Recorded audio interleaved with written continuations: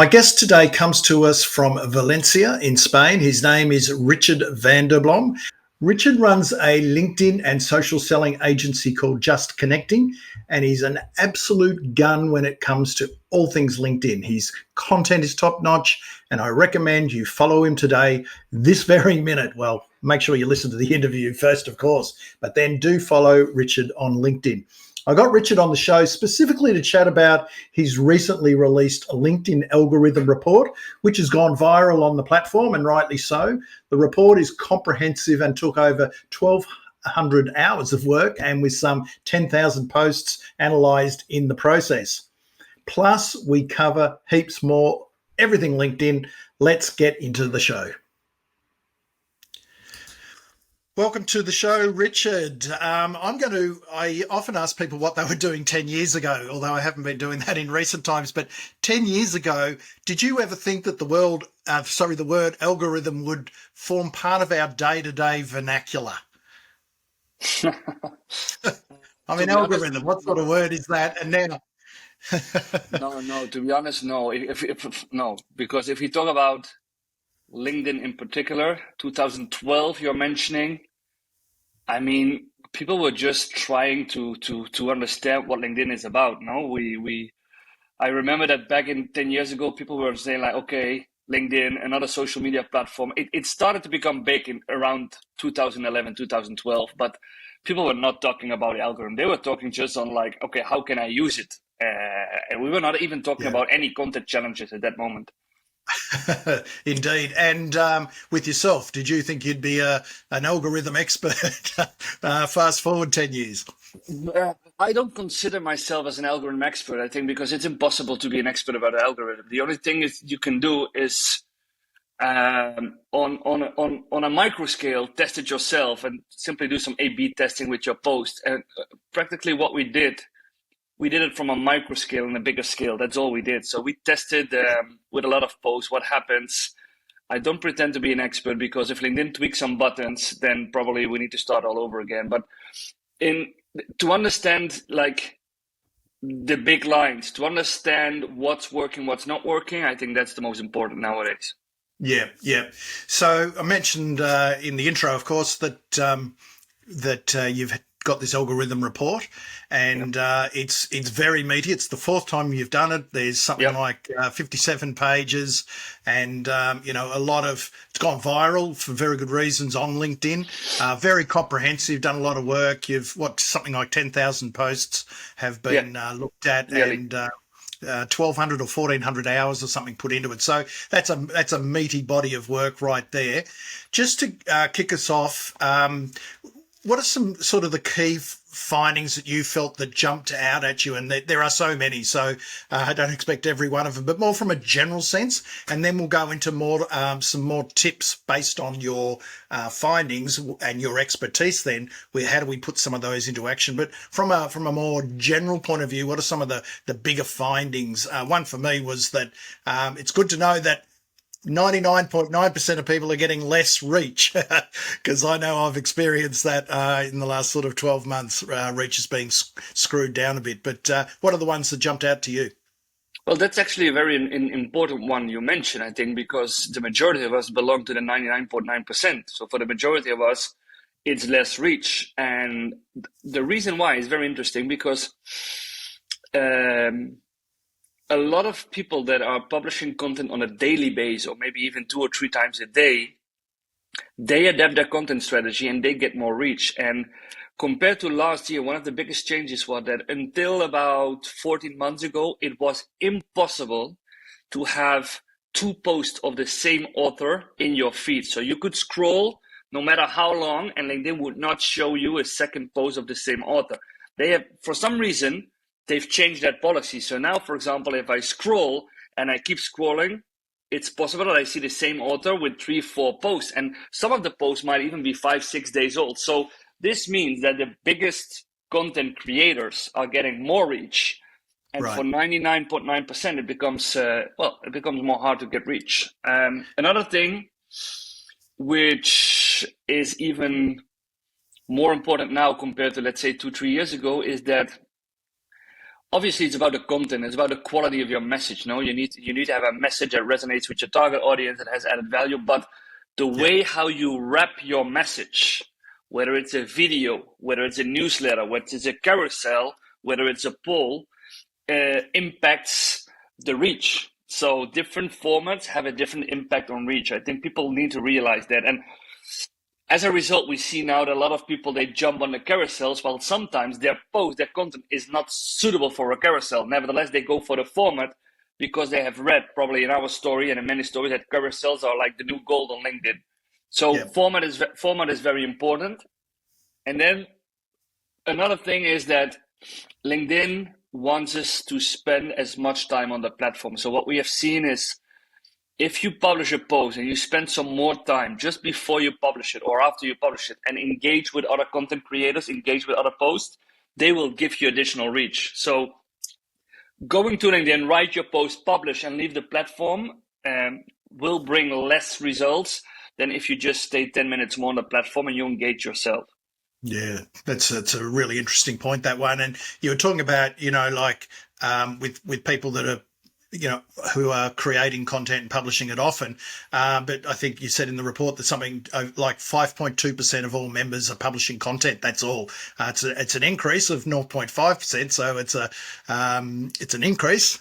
That's quite And significant when it's only 5%. But that's the golden opportunity. Not many people. Most people are lurkers.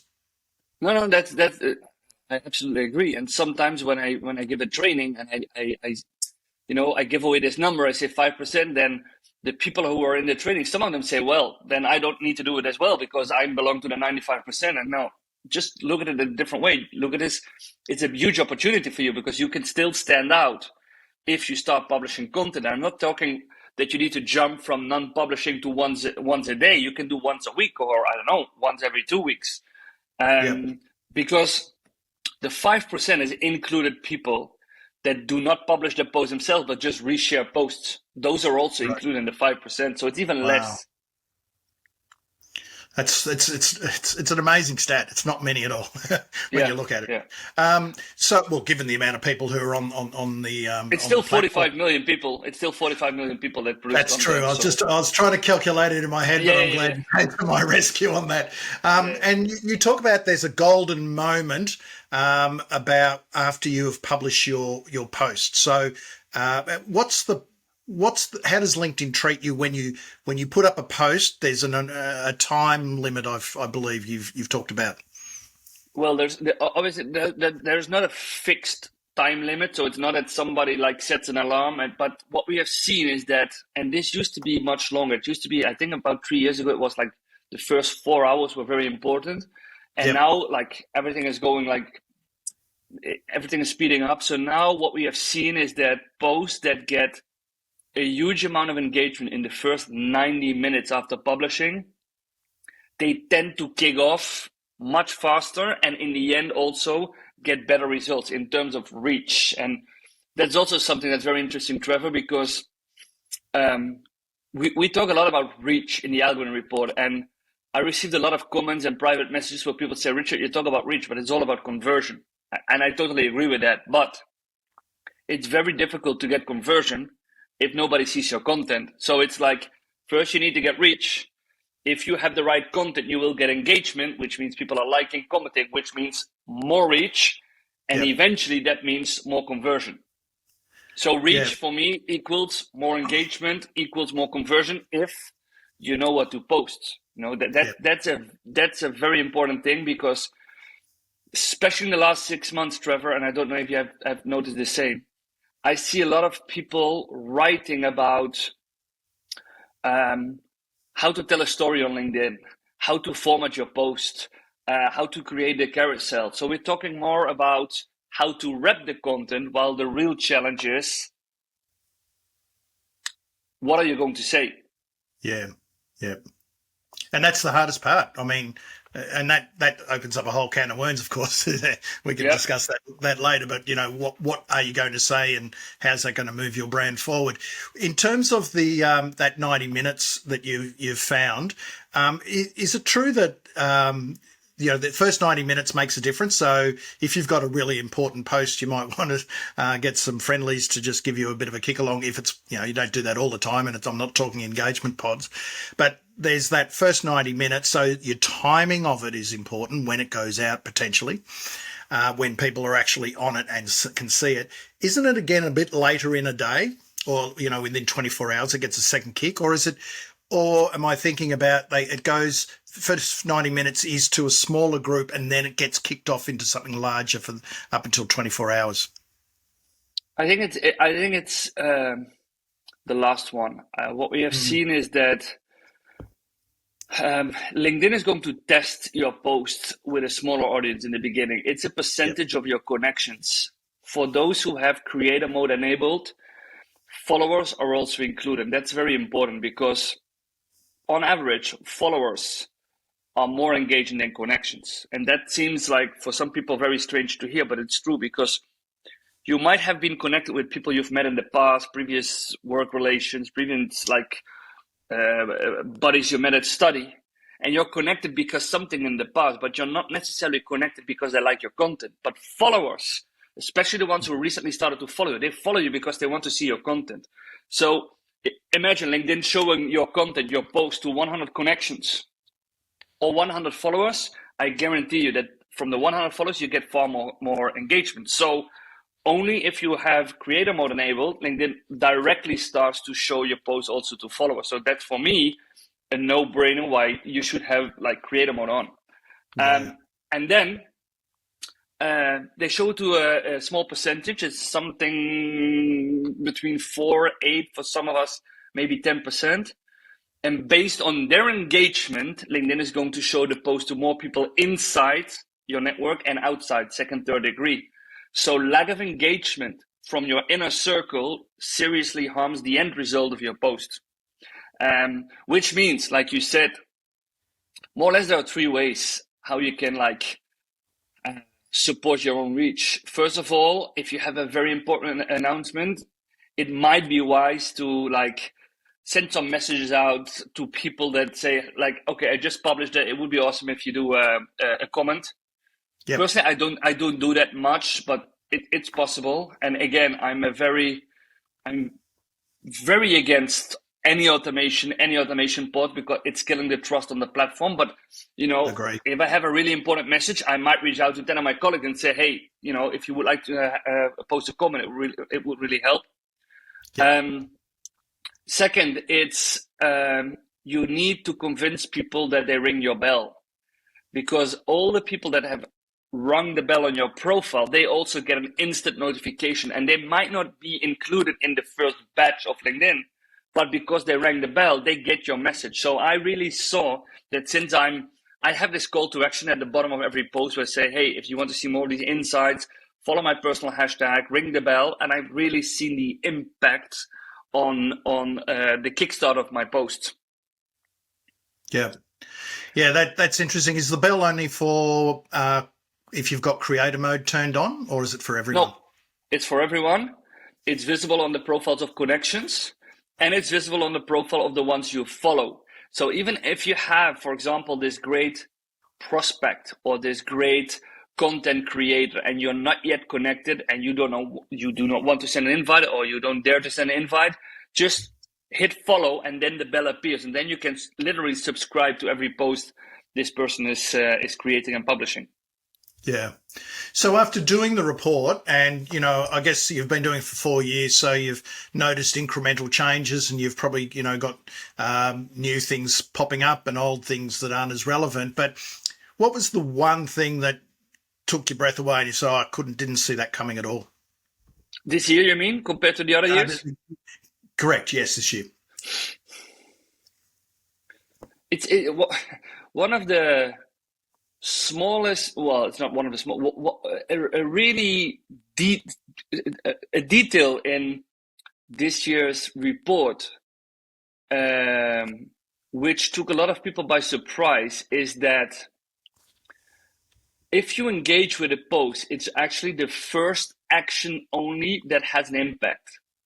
And I myself always, if I see an interesting post, I always think Am I going to like it and leave it, or am I going to comment on it because I want to add some value or because I think this post deserves some more engagement? I never did like both, but apparently a lot of people, they go like liking first, commenting second. So this means if you like first, that's the impact that it has on the algorithm, and your comment will have no impact on the algorithm. And Oh, since we right. all know that a like has much less impact in terms of growth, additional reach, a lot of people are like, okay, I need to change my like habits. I need to comment first now before I like, because I just go out, like, and then start to think, what am I going to write? So that's a small thing that a lot of people sent me messages like, we didn't know, and we need to change our habits. And the call to action then is do a comment first. Yeah, exactly. No, exactly. And I don't ask explicitly for comments. I might very like incidentally, but what I do normally, I just ask questions at the end. I just like, okay, these are 6 trends. Do you have a 7th trend to add? What do you think is the most important trend? Do you recognize these trends? And then people, instead of going like, they want to give their opinion, so they turn to the comments. Yeah, yeah, that's a good way to do it. Actually, asking that question, and hopefully it engages people to do so. And what about in terms of frequency? Is more better, less is better once a week? There's probably no golden rules, but I've always sort of had a once a day is probably a maximum, once every 24 hours. But I see some people with big followings who are really chucking a lot of stuff out there.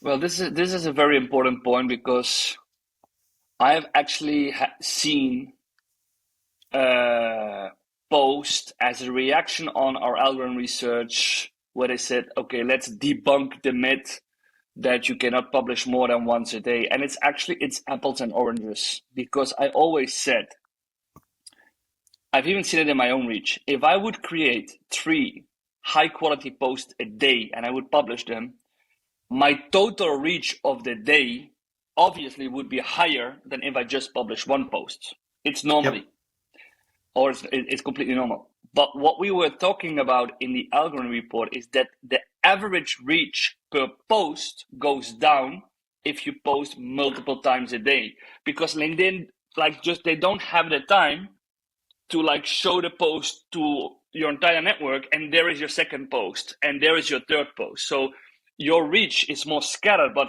in total, obviously, if you post 3-4 times a day, the total reach of all the posts combined at the end of the day will be higher than if you publish once a day.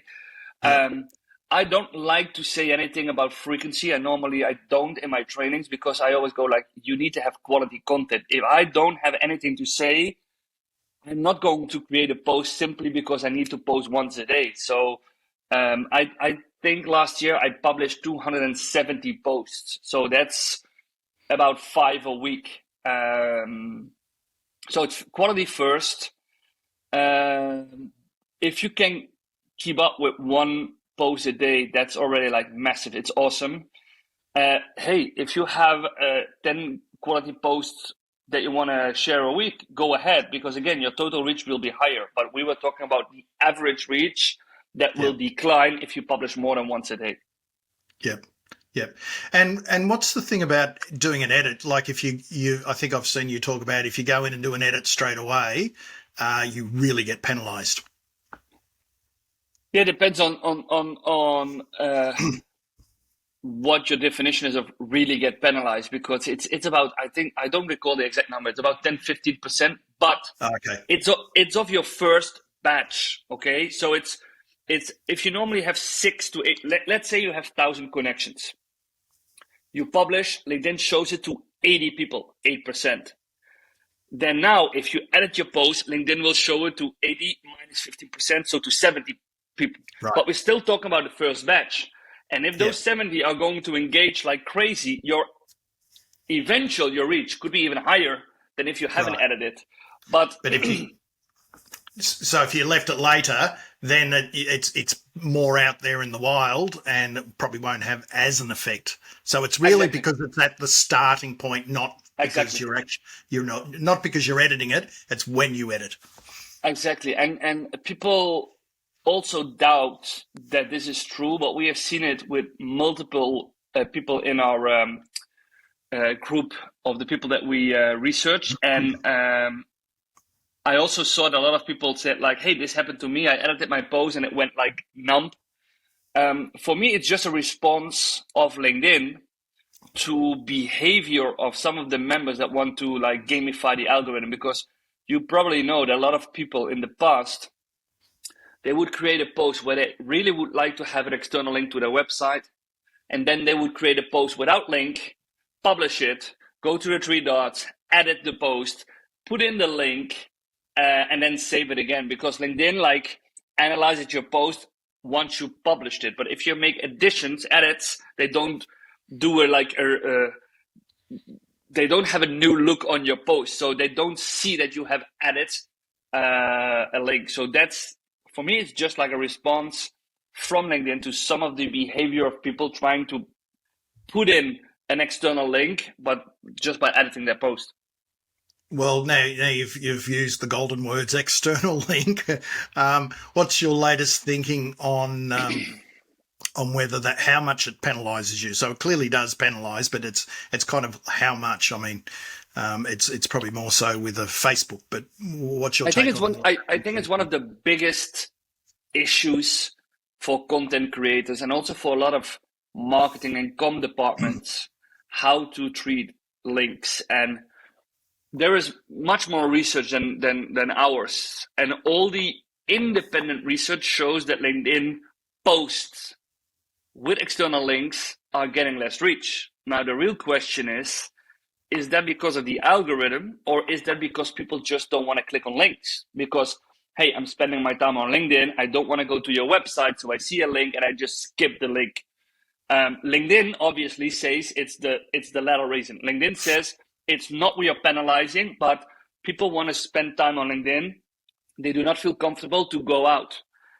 Interesting enough is that if you click on a link now in LinkedIn, they have a second page coming up, a white page saying, you are leaving the platform. Are you sure you want to go to the link? So for me, obviously, that's just another trick from LinkedIn to make people aware, like, hey, don't leave the platform, go back to LinkedIn, because you are on LinkedIn scrolling, you don't want to go to the website. So for me, it's a combination. I think it's one, that the algorithm does really not favor external links, because basically the more time we spend in an average session on LinkedIn, the bigger is the marketing value for LinkedIn, also for advertisements.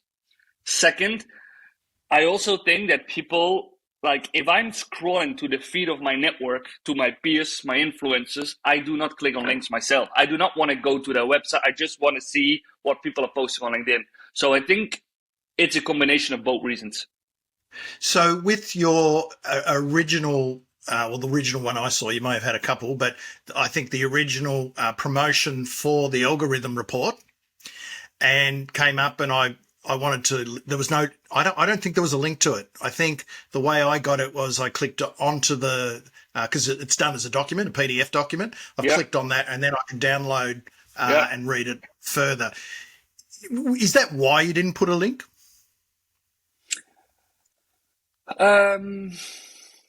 Or am I reading too much into that? No, because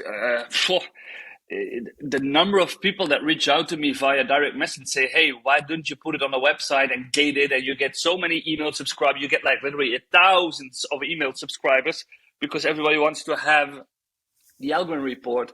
I'm really against gated content. So that's the first reason. I do not like, if something is free, it should be really free. So free for me is not in exchange for your email details. That's the first thing. And then the second thing, for us, the best way to get as much eyes as possible on the research, just putting it on LinkedIn. People don't need to go to an external site. They're there. They can click. They can download, just the way you did it. The only thing we learned ourselves this year is that providing people with a 57-page document is maybe not the best way to introduce people to the algorithm. And one of my, one of the content creators I value a lot, Sam Brown, I don't know if you heard him, he's from New Zealand, probably you've heard of him. He reached out to me just one day after he saw it, and he said, wow, this is great. I want to do a carousel with 15 tips. Is that okay with you? I will mention you. You will be in the slides. Say, yeah, go ahead, because that's what we said. You can reuse it as long as you mention. And mind you, our report was out 48 hours and we were on 400,000 views after 2 days, which is not bad. Pretty And good.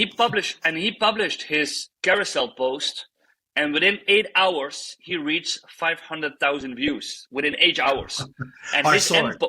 His end post got, I don't remember because I haven't asked recently, but his end post, I know for sure that after 3 days he had more than 3 million views just on that. And he grew his network 20,000 followers in 48 hours just because of the carousel post. So that's a big lesson for us. Like, people want to have it snackable. They want to have presented it light and do not want necessarily the 57-page document. So that's something that we might want to do next year if we're going to redo it. And then we're going to say, like, okay, here is a carousel post. These are the 15 main takeaways. And then maybe a week later or 2 weeks later, we will produce the total report. Yeah, I remember seeing that one that Sam did. So yes, I do recall that. And you've done quite a few sort of carousels since as well, and short, sharp bursts. And I did two teasers. I did 2 teasers up front, which performed very well. One of them performed even better than the post itself. And I did one top 15 takeaways from the algorithm just 1 week after we launched it. But basically, because I saw the performance of Sam's carousel, and I thought, like, okay, just highlight some other things that we want to highlight, but in a carousel format. And it went 2 times the reach of the original document. So less content, more reach. It's unbelievable, but true.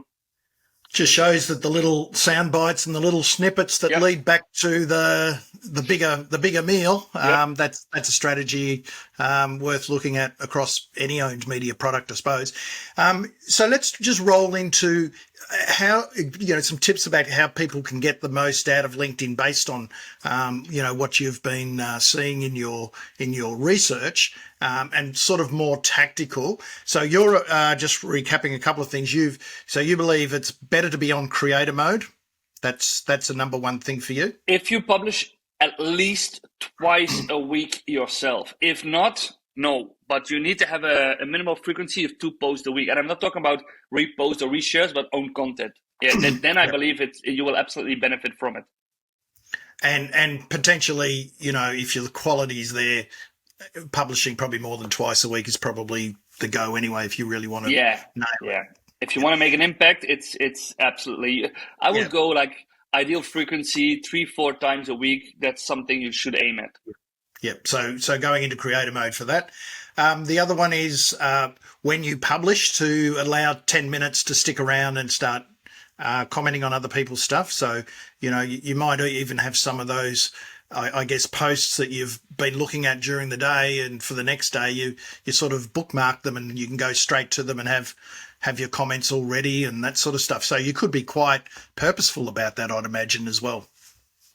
Yeah, so what I do normally in the morning, I look at my notifications. So they're always, because I also rank some belts on profiles. I don't want to miss that content. So I just look at your notifications, see what people have been publishing.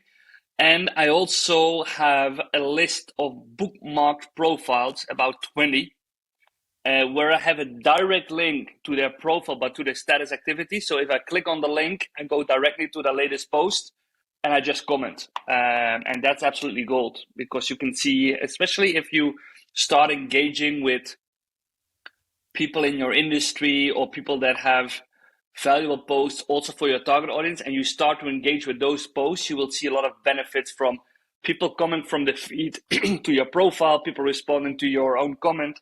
So that's also a very good tactic. Very good tactic, that one. That is good, actually, to have that, just that little bit more buttoned down in terms of to save your time doing it. Otherwise, you could go into the doom scrolling. And you don't want to lose precious time by scrolling and looking and eventually turning up commenting on posts that actually are not that relevant, just for the sake of commenting, Yeah, and when we're talking comments, we're talking thoughtful comments, not great post. No, because that's also an interesting thing. We've seen that comments that have at least 12 words perform much better than comments that go like, thanks, great read, great article, thanks for sharing. That's not commenting. Yeah.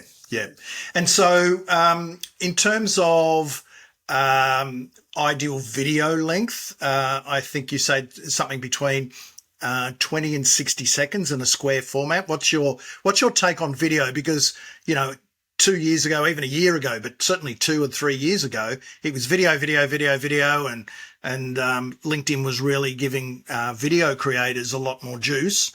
Well, I, that along was with others. that was because they launched in, I think it was 2018. They launched video advertising. So they Right. started to give the opportunity to company pages to do video advertising. Once you start to do that, you need to convince people that video content is performing well, because otherwise people are not going to pay for video advertisement. So what they Right. did, they tweaked the algorithm. Videos were the new gold. So everybody sees videos, and then it becomes more logical for you to do a promoted video. So it's really Yeah. like, from a business point of view, it's it's really a very logical step from LinkedIn why they did it. So one of the things I thought that was going to happen 3 years ago was poll advertisement, because they tweaked polls and our feed was like flooded with polls. And I thought, okay, next step, what we're going to see is advertisement polls, which never came, luckily. But that Mm. was the reason why we saw a lot of video. Now, in terms of reach, videos perform less than, let's say, 2 years ago. But again, it's not about reach, it's about conversion. And I think video is an excellent way to engage even on a stronger base with people than just a written post. Because if people see you speak, if people can hear you, it creates more trust. Once again, if you say the right things, no? Yeah. So I myself, last year, I did almost no videos. I shared some recordings if I was like speaking on events. And in December, I recorded with one of the guys that is working in our hub. He's a video expert. He came to Valencia, and we recorded like 24 videos that now I'm going to publish one video a week. So I have my video content created for the next 6 months, because I think it's a very engaging way. Yeah. People see you, you build trust. So yeah, I think video content should be part of your content strategy. I noted that you're on the couch. Is that the one where you're on Yeah, the yeah, couch? that's the Yep. one. That's the I'm one. Yeah, saying yeah, that do a lot of written posts, but really should be getting out there doing more videos. that's the So, one. Yeah, yeah. eating your own dog food, as we call that in Australia, which is Oh, good. yeah, yeah, yeah, yeah. So, in terms of video, do you think there's so many different formats now? I mean, portrait has really taken off because of Instagram and obviously TikTok. But square format, you think's better than a landscape? Our research shows, and it's basically because of screen size. So, vertical, square, you get more screen size, especially if people are looking on mobile. They have Yep. a bigger screen. Um, that's what the research shows. Funny enough, my couch talks are horizontal. So it's exactly the opposite of what our research shows. And we don't have subtitles in there, which again, the research shows you need to be captioned. So actually we did everything wrong, not on purpose, but just because like we hadn't given it a thought at that moment. But the research says like, okay, 20 to 60 seconds, you can go up to 2 minutes, but never more than 2 minutes because people lose interest. It's best to caption them because still a lot of people are in an environment where they don't have audio. And then square format because basically of the screen size. Those are the three main tips. And now we've got LinkedIn, of course, is doing automatic captions as well. Yeah, I use them. Yeah. But people need to click on the double C symbol at the bottom. Otherwise, I don't see the captions. I didn't know Yeah. that. I thought that if I enable captions from LinkedIn, which I did, then they will be automatically shown, which is not the case. People need to click on the CC symbol. Yeah. And I launched a second video on Monday. And I think I got 3-4 messages people that say, like, you should have captioned it. And I say, it's there. You just need to click on CC. But that's one click too many for them. Yeah, that's. I know when I've put them up and it comes up automatically for me, which is I'm obviously I'm the creator, but then I've got captions on captions, so that freaked me out for a while. I was, Yeah. double caption was a bit hard. I've heard that. No, the process also the process of adding the LinkedIn caption is very strange because you upload your video. there is a box that you need to tick that is almost invisible. If you don't tick it, you're already lost. You lost the ability for caption. So I think from a usability point of view, they can still improve the process. But hey, I Yeah. think Oh, it's certainly a step anyway. And in terms of, I know you use carousels, or you've been using them particularly around the report. Carousels being documents and PDFs. Square, I think, can you do them more than square? Or most people I yeah, see do them square. I have What, verticals.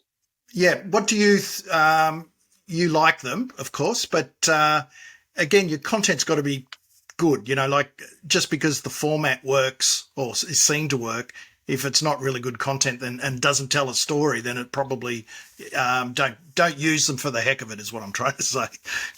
Yeah, there are two reasons why they work great. One is because of an algorithm thing. Second is because the way how people like to consume content. So first thing, one of my carousels that I published, I think it was the top 15 tips on the algorithm research that I published 1 week after. I looked after 4 hours and I had an engagement number of 99.6%. The average engagement on LinkedIn is around 1%. I had an engagement number of 99.6%. Wow. And the reason was that if you put up a carousel, let's say we have 10 slides, and you have a visitor, and he clicks to go to the second, third, fourth slide. So he clicked 3 times. Then one visitor brings you 3 engagements. So that's 300% engagement because LinkedIn adds them up. So Right. if every click on an arrow to go to the next slide means an engagement, it has a positive impact on the algorithm. That's the only reason why carousels are performing as a format better than others, because people click on your slide to go to the next one, which is a positive signal to the algorithm. That was also the reason why polls were very favored in the algorithm, because you see a poll, you have 3 options, you click on the answer. So that means that every visitor who see the polls and who clicked to contribute his answer had a positive engagement. Yeah. So that's the first reason why carousels perform very well. Secondly, compared to, for example, newsletters or long blogs, people spend on average like 30 to 40 seconds on your post, not more. So they don't have the time to read your newsletter of, let's say, 2,000 words. So if you provide your content in a bulletproof way with some slides, and also strengthened by some cool visuals, then it's easy for people to consume. They just click to 6 slides and they have the insight. They don't need to read a post. So it's also the way how we have like favored the way to consume content. Yep. So, and what you're talking about is dwell time. People are clicking on, they're engaging, they're staying on, and that's telling the algorithm people are interested in that. That kicks you up in all Yep. sorts of manners. So it certainly works, and I think from an information or a communication tool, it's when it's done sparingly, with not a lot of words, then don't write a 5 paragraphs on it, but when it's done sparingly and designed well, it's a nice read. It's easy to do on mobile as well as on. It's easy to digest on desktop as well. So Yep. certainly carousels, and you mentioned newsletters. Newsletters were the hot thing, and now they're kind of not. What's your take on newsletters? I love the concept. I think there's certainly room for them, but are they tanking like articles tank? When I got the feature first, I was one of at least in Holland, I was one of the first people who had it. I think I was among the first 100 LinkedIn members from Holland that had access to the newsletter. So they were very limited. They were in beta. So I tried it, and I had 3 articles in a newsletter in 1 month, and I was already on 15,000 subscribers. And mind you, I'm talking about 2 years ago. So I didn't have 80,000 followers. I had 15,000 connections, but with 3 articles, I already reached 15,000 subscribers, and I started from scratch because it was new. The content was good, and last year LinkedIn gave access to the newsletter to all people who enabled creator mode, Yep. which means much more content, which means also much more shitty content, which means also much more pushy content. We have now, for example, if you talk about LinkedIn tips, we have over 4,000 LinkedIn newsletters that you can follow for LinkedIn tips. So I guess like the abundancy of content and also a lower quality, because, and I do not want to talk down people, but writing a newsletter is a different skill than just writing a post. By giving access to the newsletter to all people who have enabled creator mode, we have seen that some of the newsletters, they're not very interesting. So if people get disappointed by following 2 or 3 newsletters, I think they stop following newsletters. And we have seen in the numbers that engagement on newsletters is compared to last year, it's like it went down like with an avalanche. And I haven't written a newsletter since February last year, so almost a year. So my newsletter is like almost dead. And the reason why is because I get much more engagement and much more reach in my feed now on my posts, on my carousel posts, than on my newsletter. Yep. Yes, it's I've started. So a conclusion. My conclusion would be that the concept of a newsletter where you have people that can subscribe and they will notify them. You can have multiple hyperlinks, external links, videos. So it's a rich media document. So the potential is there. I just think the way how we as a community have used it has made it more difficult to stand out. So that's something that someone who's listening to this podcast needs to think, hey, if you want to start a newsletter now, create your niche and make sure it's like high quality content, because otherwise it will not be a big success. Maybe, and I've seen a few people do it, doing it as a digest of what you've done for the month. Yep. And so you've already done the work. It's really just about you pulling it together, and you can put links in it and videos and all that sort of stuff. So if you put a few videos up on LinkedIn, you can put those videos up on the thing. So it's just an extra kick, but you've already done the work. So I don't mind that as a concept. I think there are two things about newsletters. First, if you want to be seen as a thought leader, a newsletter could be a really cool channel to have.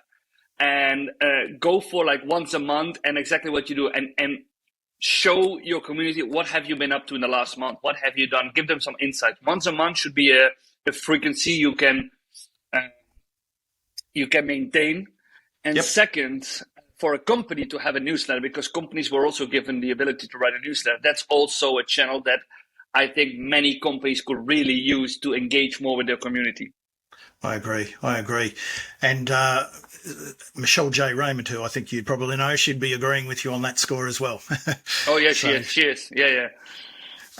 So the other part is I just want to talk about building a thought leader brand, because it's one thing to build a personal brand and that sort of stuff, but to build a thought leader brand and position yourself above just being an expert and, sparking conversation and taking things a bit broader. And sometimes people don't know what they don't know. So that thought leadership is a different play, I think, to just expertise. There's no right or wrong. Just depends on what you're trying to do. But what are some of the things that you think the more heavyweight things that people can do for thought leadership, rather than just get likes and views and they're playing that and building the profile, but more about influence, sort of some more best practices around content and stuff like that? Have you got sort of views on that? Because you've built, you've got a profile now. You're seen as a thought leader in the space. You're changing the way people think about LinkedIn. If we talk about thought leadership and content, I would suggest all people that want to be seen as a thought leader to have 4 pillars in their content strategy. So one, obviously, I call thought leadership, which means you need to have the content that people think, that makes people feel about their challenges, their needs, and how they can overcome them. So that's like, an example is the algorithm report, but an example is I think 60% of my content is aimed at making people think differently on how to use LinkedIn to become more successfully. So that's the first pillar. Second pillar is about events. So if you're going to speak somewhere, if you're quoted in a magazine, all the things that build your brand as a trusted advisor, you create a post. Like if I'm booked as a keynote speaker, I make a post about being booked. If I'm at the venue, during the event, I create a post like today, I'm in Copenhagen on the LinkedIn Summit Denmark. So people can get an image of, okay, where you are and your whereabouts. Third one is personal stories. And I'm not necessarily talking about selfies, but people need to see you now and then in your content. People need to resonate also with you as a person, because if you're this distanced if you're this distanced leader, thought leader, then you will never become the trusted advisor if you don't show up yourself in your post. So that's why I sometimes have a picture of myself. That's why I actually started also with the videos on the couch, so people can really see me. And the fourth pillar is third-party content. So I'm following, for example, a lot of things that talk about thought leadership, virtual selling, social selling. And whenever I see an interesting article, not written by me, not written by anyone in my company, I really publish the article. I give my thoughts about the article, but I use valuable content that it's about the industry, it's about trends, so people start to follow me. Also to get to stay up to date on what's happening in terms of leadership, social selling, virtual selling. So those 4 pillars, I think it's a must to include them in your content strategy. So I was going to ask you about content curation, because I'm a massive believer in that, being a sort of a early days of Twitter where we did a lot of that, and I've done it all my life on LinkedIn, and it doesn't go well from the algorithm's point of view. It doesn't, a lot of those posts don't do well, but you do have a chance to put a comment. You're about being part of someone else's community. You're sharing other people's ideas, so you're not just making it about you. I think it says it's about generosity of spirit, and I think there's a need for it, even though it might harm you a little bit in terms of it won't get the big reach that some of your big meaty things do. Yeah, I totally agree with you. And from a marketing perspective, you talk about a marketing funnel where people are unaware, and then they go to awareness, and then they go to consideration, and then they go where eventually you hope that they become a client. In order to reach the people in the highest 2 layers of the funnel, people that are unaware or going to the awareness phase, if you only publish content that comes from your own company, people that are now being served by your competitor or have a relationship with a competitor, they're not going to follow you, because you only talk about your own company. Everything is branded from your own company. But if you start to sharing also third-party content, you become really more a thought leader. So also clients from your competitors are going to follow you, because you inform them what's happening in the industry. And then it becomes interesting, because if you combine that then with your thought leadership content, your personal content, then it's where you start creating a brand also for people that are now in business with your competitor or don't think they have any problems. So third-party content has a big impact on your brand as well. Yeah. Terrific. 100% agree. Richard, this has been very illuminating. Learning that, most of our listeners who are on LinkedIn, I guarantee it. And, so much to continue to learn. You've helped us a lot today. What's the best way for people to find you? And also I do recommend that you grab this report, this algorithm report, because it is meaty, and just follow Richard and ring his bell. Ring his bell, follow him, because he's putting tips out all the time. So over to you. Where's the best place for people to catch up with you? No, I think you all said it. I think people can go to LinkedIn, Richard van der Blom. Like you said, ring the bell, follow me. In my featured section, which is very dominant on my profile, I think the first document is the algorithm research. Click on it, make it screen wide. You can download it for free, so no strings attached. If you have any questions, they can send me a DM. So LinkedIn is really the best place to interact with me. Terrific. Thank you very much, and keep punching on those algorithms. My pleasure, Trevor. Thank you for having me. Thank you. Enjoy your day. Thank you.